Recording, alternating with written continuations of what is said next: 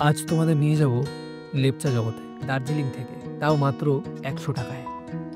দার্জিলিংয়ের পাশে লুকিয়ে থাকা এক প্রাকৃতিক স্বর্গরাজ্য। ঘন পাইন বন, কুয়াশাচ্ছন্ন পরিবেশ আর কাঞ্চনজঙ্ঘার বরফে ঢাকা চূড়া তোমার মনে জাগাবে এক ঠান্ডা অনুভূতি। ভিড় থেকে দূরে শান্তির এই কোণটিতে লেপচা সংস্কৃতির ছোঁয়া রয়েছে বিশেষ। প্রকৃতির কোলে একটু নির্জনতা খুঁজছেন? তাহলে লেপচা জগৎ আপনারই জন্য। তো good morning guys, good morning from Darjeeling. আমি এখন রয়েছি দার্জিলিংয়ের ট্যাক্সি স্ট্যান্ডে, আর আজকে তোমাদেরকে নিয়ে যাব হচ্ছে লেপচা জগতে। লেপচা জগৎ তোমরা এই ট্যাক্সি স্ট্যান্ড থেকে বুক করেও যেতে পারো, তাহলে তোমাদেরকে লেপচা জগৎ সীমানা আর তার সাথে মিরিক সব ঘুরিয়ে দেবে। 4000 টাকা কিন্তু ভাড়া পড়বে বুক করে। কিন্তু আমি দেখাবো তোমাদেরকে আজকে যে বুক না করে কীভাবে তোমরা লেপচা জগৎ যেতে পারো। একটু কম পয়সা, যদি তোমাদের বাজেট থাকে কমের মধ্যে যাওয়ার, তাহলে কিন্তু আজকে তোমাদেরকে দেখিয়ে দেবো কমের মধ্যে তোমরা কীভাবে যাবে। তো ওই যে ওইদিকে ট্যাক্সি স্ট্যান্ড থেকে আমি এগিয়ে এই দিকে হেঁটে চলে যাব, ঠিক আছে? আরও এগিয়ে গিয়ে এখান থেকে ঘুম স্টেশনে যাওয়ার কিন্তু শেয়ার কার পাওয়া যায়। তো আমি এখান থেকে প্রথমে ঘুম স্টেশনে যাব। ঘুম স্টেশনে ভাড়া 50 টাকা করে নেবে, ঠিক আছে? আর তারপরে ঘুম স্টেশন থেকে আবার লেপচা জগতের শেয়ার কার নেব। তাহলে মোটামুটি 100 টাকার মধ্যে আমি লেপচা জগৎ পৌঁছে যাবো। আবার সেম ওয়েতে আমি ব্যাক করবো, যেই গাড়িগুলো যেই শাটলগুলো রিটার্ন করে। তো ভিডিওটা একদম শেষ পর্যন্ত দেখবে, ফুল ইনফরমেশন কিন্তু দিয়ে দেবো তোমাদেরকে। এই মোড়টাকে ছেড়ে এগিয়ে যেতে হবে আরও। আর তারপরে এরকম একটা ওয়াই জাংশন আছে, এই দিকটায় যাব আমরা গাড়ি ধরার জন্য। এই দিকে কিন্তু যাবে না, এই দিকটায় যাবে। এদিক থেকে একটু এগিয়ে গেলেই কিন্তু বাতাসিয়া লুপ প্লাস তার সাথে ঘুম স্টেশনের শেয়ার কারগুলো কিন্তু পাওয়া যায়। আর তোমরা অনেকে বলো যে দার্জিলিং ভিজিট করার বেস্ট টাইম কখন। তো দার্জিলিংকে যদি সব থেকে ভালো এনজয় করতে যাও তাহলে কিন্তু দিওয়ালিতে আসো, কারণ দিওয়ালিতে কিন্তু দার্জিলিং একটা অন্য রকমের হয়ে থাকে। ফায়ার ওয়ার্কস হয়, গান বাজনা হয়, মানে একটা অন্যরকম। রাতের বেলা যখন দেখবে সবাই গিটার নিয়ে বেরিয়ে পড়ে গান করতে, অসাধারণ লাগে। তো এখানে কিন্তু শেয়ার কার আসে, এই যে দেখতে পাচ্ছ স্টলগুলো রয়েছে উল্টো দিকে, ঠিক এখানটা এসে দাঁড়ায়। এখন কিন্তু আসেনি, শেয়ার কারের জন্য ওয়েট করতে হবে।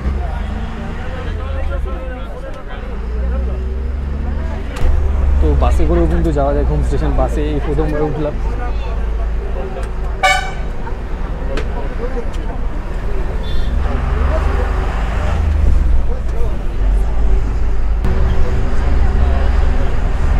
এই যে বাসে করে কিন্তু নামলাম, 20 টাকা করে ভাড়া নিল বাসে।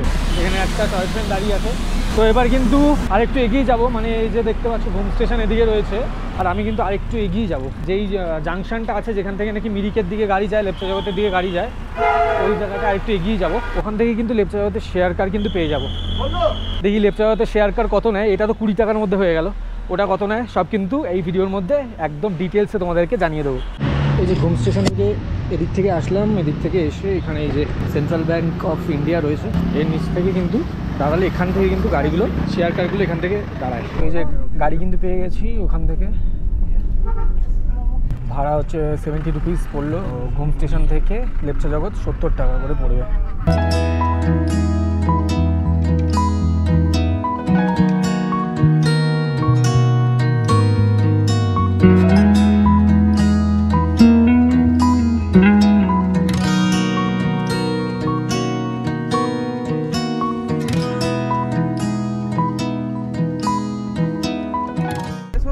বিজনবাড়ি রাস্তা, এদিক থেকে কিন্তু বিজনবাড়ি চলে যায়, আর আমরা সোজা বেরিয়ে যাবো লেপচা জগতের দিকে। ঘুম স্টেশন থেকে লেপচা জগৎ মোটামুটি ওই 9.6 কিলোমিটার মতন, আর সময় মোটামুটি ধরো ওই 20 মিনিট মতন লাগে গাড়িতে। ফাইনালি কিন্তু পৌঁছে গেলাম লেপচা জগতে। ওই দূরে যেই শহরটা দেখা যাচ্ছে ওটাই কিন্তু দার্জিলিং শহর। লেপচা জগৎ থেকে কিন্তু অসাধারণ দার্জিলিং শহরের ভিউ পাওয়া যায়।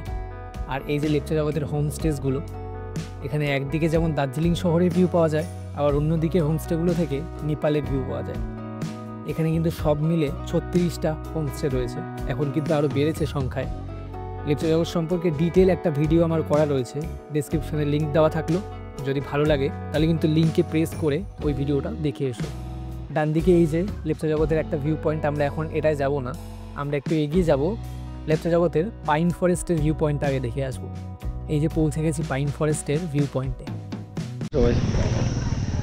তো ফাইনালি কিন্তু পৌঁছে গেছি লেপচা জগতের যে ভিউ পয়েন্ট পাইন ফরেস্টের। এখানে এই যে দেখতে পাচ্ছ এইগুলো কিন্তু নতুন লাগিয়েছে, এই ফ্ল্যাগগুলো কিন্তু আগে ছিল না, এই ফ্ল্যাগগুলো নতুন লাগিয়েছে। তো চলো টিকিট কাউন্টারের ভিতর ঢুকে টিকিটটা কেটে নিই আগে। कितना करके? वो ऊपर में नहीं फेंकता है, यही फेंक के जाता है। ओह ओके, हाँ कितना? 3 এই যে 20 টাকা করে টিকিট। ঢুকে গেছি পাইন ফরেস্টের মধ্যে। পাইন ফরেস্টে কিন্তু অসাধারণ লাগে। লেফট সাইডে জাস্ট দেখো, ও মাই গড, ওই হয়ে হয়ে কি লাগছে ভিউটা বস।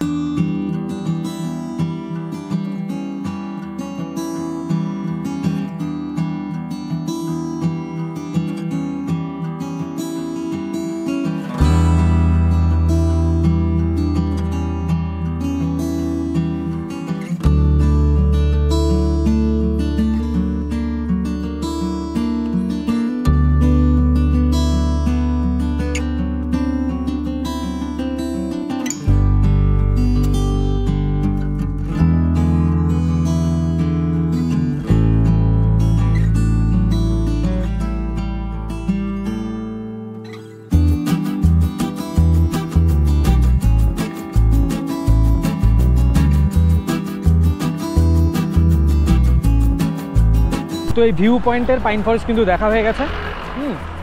তো এবার হাঁটতে হাঁটতে আমি যাচ্ছি হচ্ছে যেটা নাকি আরেকটা ভিউ পয়েন্ট রয়েছে, যেটা নাকি হোমস্টেগুলোর কাছে যে ভিউ পয়েন্টটা রয়েছে, ঠিক আছে, ওটা এখান থেকে 1.5 কিলোমিটার দেখাচ্ছে।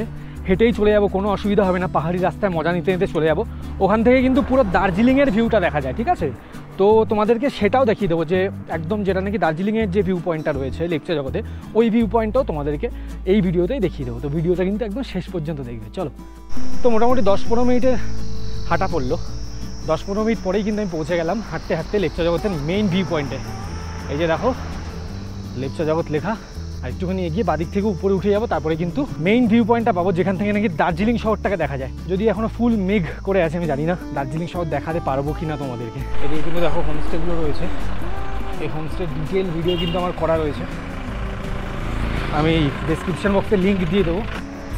তো এখন কিন্তু উঠে যাব ভিউ পয়েন্টের দিকে। এখানেও কিন্তু পাইন ফরেস্ট আছে একটা, ওইদিকে গিয়ে কিন্তু তোমরা পুরো এক্সপ্লোর করতে পারবে, ঘুরতে পারবে। এক্সপ্লোর করার কিছু নেই, বেশ ঘুরে ছবি টবি তুলতে পারবে। আমি আর ওইদিকে গেলাম না, এই পৌঁছে গেলাম ভিউ পয়েন্টে। ওহ, এখানে দেখো একটা ট্রি হাউস টাইপের বানিয়েছে, ট্রি হাউস না ঠিক। আর এখান থেকে ভিউটা দেখো, ও ভাই সাহেব। আর ওখান থেকে কিন্তু কাঞ্চনজঙ্ঘাও দেখা যায়, আজকে মেঘ বলে দেখা যাচ্ছে না। তো চলো এবার কিন্তু এখান থেকে ড্রোনটা উড়াবো মেঘের মধ্যে, তোমাদেরকে সেই ফুটেজটা দেখাবো। চলো।